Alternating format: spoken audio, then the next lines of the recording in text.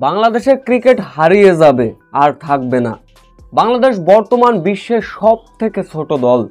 বাংলাদেশকে নাটকীয়ভাবে শেষ ওভারে হারিয়ে এবার বাংলাদেশকেই খোঁচা মেরে যা বললেন আরব আমিরাতের অধিনায়ক। বিস্তারিত জানতে ভিডিওটি না টেনে সম্পূর্ণ দেখার অনুরোধ রইল।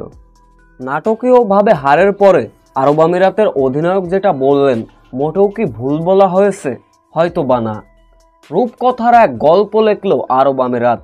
প্রথমবারের মতো বাংলাদেশকে হারিয়ে নয়া ইতিহাসের রেকর্ড গড়লেন। বাংলাদেশের মতো একটা শক্তিশালী দলকে তাও আবার এমনভাবে হারাবেন। বাংলাদেশের দেওয়া 205 রানের লক্ষ্য। আরব আমিরাতের অধিনায়ক ব্যাট হাতে তাণ্ডব চালালেন, করলেন 87 রান, যার ফলে ম্যাচ চলে যায় শেষ মুহূর্তে নাটকীয়তায়। শেষ 5 বলে জয়ের জন্য প্রয়োজন ছিল 10 রান।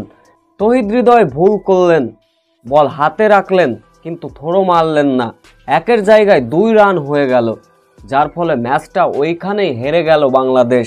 এরপর তানজিম সাকিব বারবার ফুল টাচ বল করলেন, যার ফলে 1 বল বাকি থাকতেই জয়ের বন্দরে পৌঁছে যায় আরব আমিরাত।